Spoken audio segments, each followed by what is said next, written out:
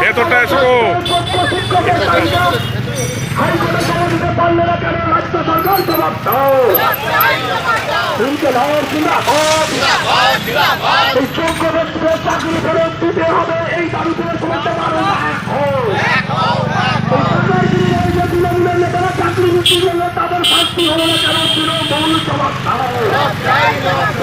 যুবকের পেটে লাঠি মেরে টাকার বিনিময়ে চাকরি বিক্রি করলে কেন রাজ্য সরকার জবাব দাও।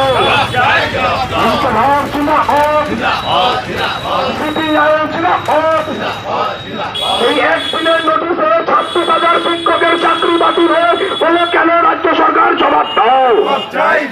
এই দুর্নীতিগ্রস্ত সরকারকে বিরুদ্ধে সমস্ত মানুষ এক হও। এই একদিনের নোটিশে রাজ্যে 26,000 শিক্ষকের চাকরি বাতিল হলো কেন রাজ্য সরকার জবাব দাও।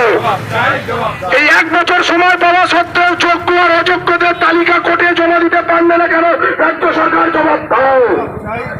এই চাকরি চোরের সরকার আর নেই দরকার, এই ঘুষখোর চাকরি চোরের সরকার আর নেই দরকার, এই বেকারদের পেটে লাথি মারার তৃণমূলের সরকার আর নেই দরকার। এই টাকার বিনিময়ে চাকরি বিক্রি করলে পার্থ চট্টোপাধ্যায়দের দৃষ্টান্তমূলক শাস্তি দিতে হবে।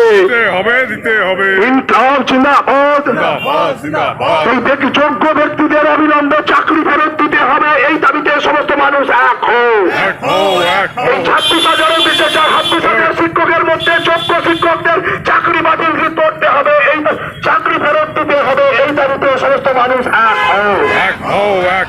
ইনকলাব জিন্দাবাদ।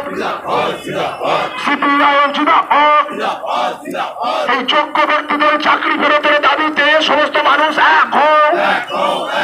এই শিক্ষা ব্যবস্থাকে পশ্চিমবাংলা ধ্বংস করে দিচ্ছ কেন তৃণমূল জবাব দাও। এই পশ্চিমবাংলার স্কুল শিক্ষাটাকে ধ্বংস করে দিতে চাইছো কেন তৃণমূল জবাব দাও।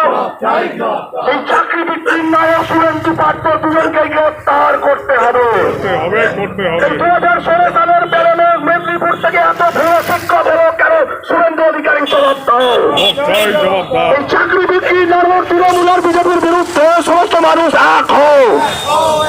এই চাকরি বিক্রির নায়ক তৃণমূল আর বিজেপির বিরুদ্ধে সমস্ত মানুষ এক হও।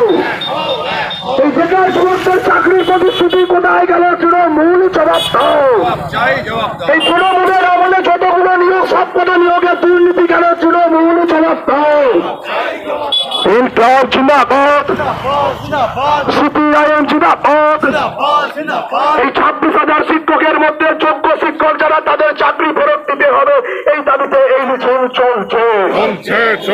26,000 বাতিল শিক্ষকের মধ্যে যোগ্য যারা তাদের পাঁচ তালিকা অবিলম্বে প্রকাশ করতে হবে। অযোগ্য শিক্ষকের তালিকা গত 1 বছরে প্রকাশ করতে পারলে কেন রাজ্য সরকার জবাব দাও। হাইকোর্ট 1 বছর সময় দেওয়া সত্ত্বেও অযোগ্য শিক্ষকের তালিকা জমা দিতে পারলে না কেন রাজ্য সরকার জবাব দাও।